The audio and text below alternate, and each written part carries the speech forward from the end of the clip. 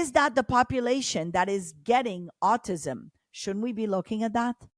So this is where I want us to go.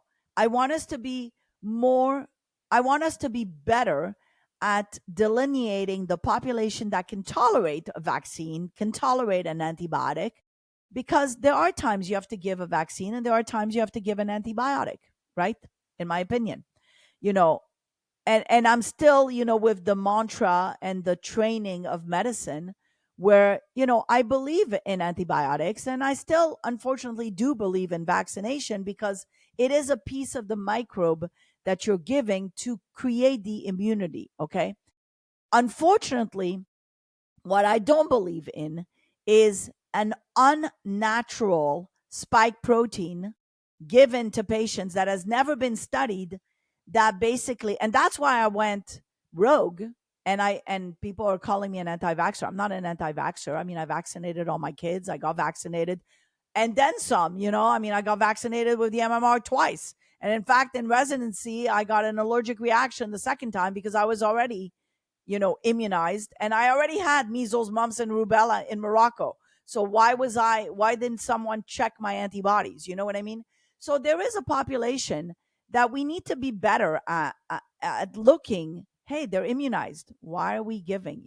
The question that Dr. Rand Paul said on hepatitis B in a day one, in a patient, in a mom that is negative, that has negative Hep B titers, why are we giving that newborn at day one? We don't even know what their bifidobacteria is. What if that hepatitis B piece of the virus goes into the blood, travels the gut, and starts eating out the bifidobacteria and creating a bifidophage? What if that happens, right? Do we even think about, do we think these vaccines stay in the arm?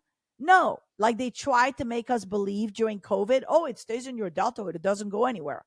No, everything travels.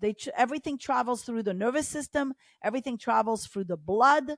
We have to pay attention to the blood and the circulation going to the gut. And then in the gut is the waste of everything that we've put into our bodies, from the cream you put into your face to the injection you've put into your arm, all goes to your gut, to the stuff you inhaled, all goes to your gut. So now what damage is it doing in the gut, right? And so this is where we need to be better at focusing on the microbiome. And thank God now the FDA and Dr. Marty Makary is doing a great job at illustrating the microbiome and speaking on the microbiome, because frankly, it needs, and realizing that there's only a few scientists at NIH that know anything about the microbiome. And I would even challenge those two scientists to ask them, what is Blottia? Is Blottia a good bug or a bad bug? What's Eubacterium? Is that a good microbe or a bad microbe? So until you start, here's how you understand the microbiome. You have to attain a cure. And then you go back,